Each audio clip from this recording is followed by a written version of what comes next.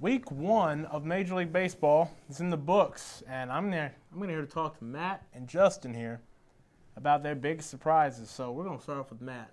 Who surprised you through the first week? Well, my surprise mainly was the team, but the Atlanta Braves, B.J. Upton and his brother, 11 plus, what was it, almost 11 home runs in 1 week between them.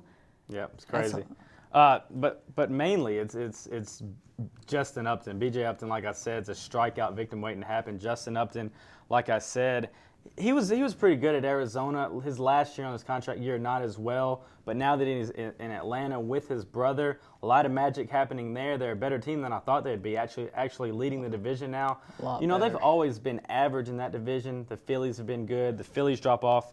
And now, luckily for the Braves, the Nationals are really a powerhouse. But the Braves have remained and kept that consistency.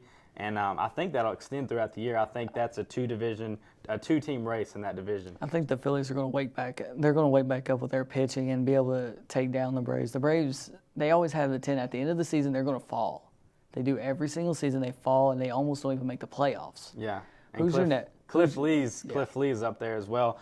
As far as in the AL, Chris Davis. That's the first one. 4 home runs, 17 RBIs in his first 4 games. Same company as Willie Mays, Mark McGwire, and Nelson Cruz. That's always good company to have. And one of the big questions is, can he keep this up? Because he strikes out a lot, as we've seen in previous years in Texas. I think he can. Nobody does that their first 4 games and just dissolves throughout the year. That guy's something special, and he's just now hitting the top of his peak, and he'll be there for a while. Yeah, and Texas has a good team overall with pitching with Yu Darvish. I was like, wow, when I saw that game, 8 2/3 perfect. Yeah. And then that single went right up the middle, and he wasn't even upset about it. That was what gave me a little bit more excited. He was not mad. And talking to people during the week, they were like, I feel bad for the guy. He gave up a hit.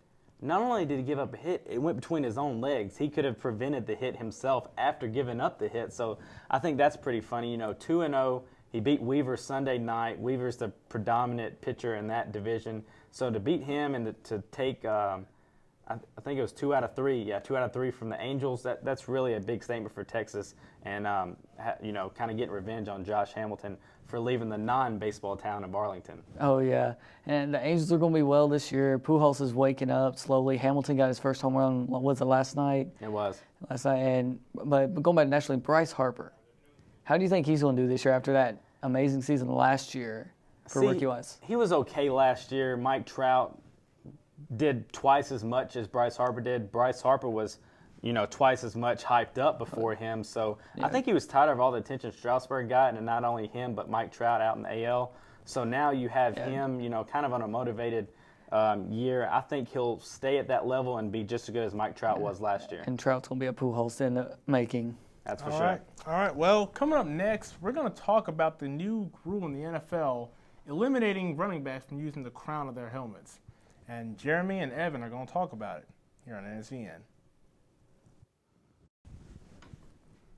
Welcome back to NSEN Sports. I'm Adam Johnson. Sitting with me is Jeremy Inslee and Evan Ward, and we're here to talk about the newly implicated NFL crown rule.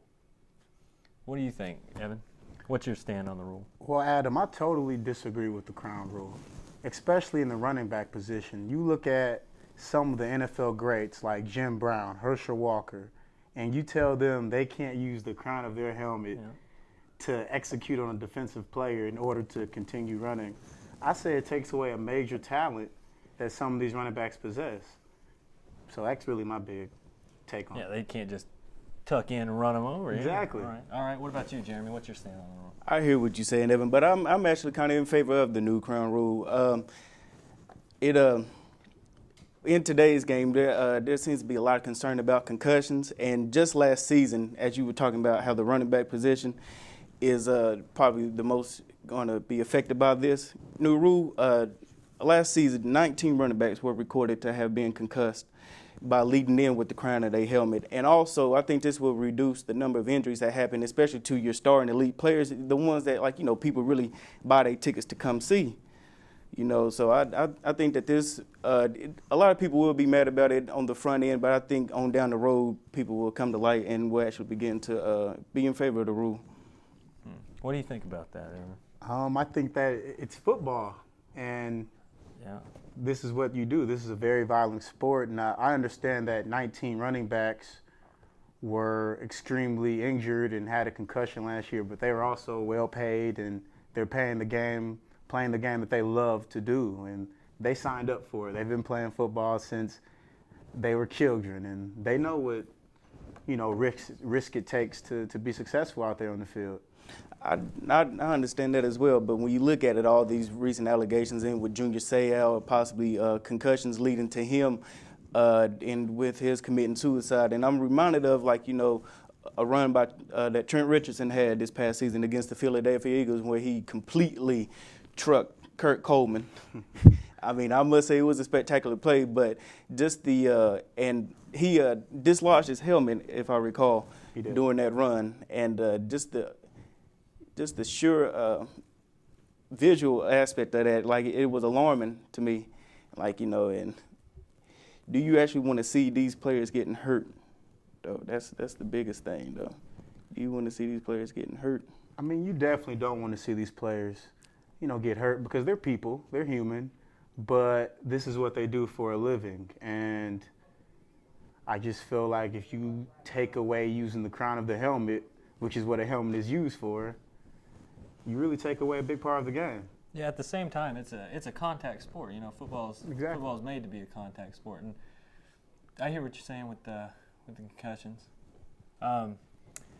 Anyway, who will get the 8th seed?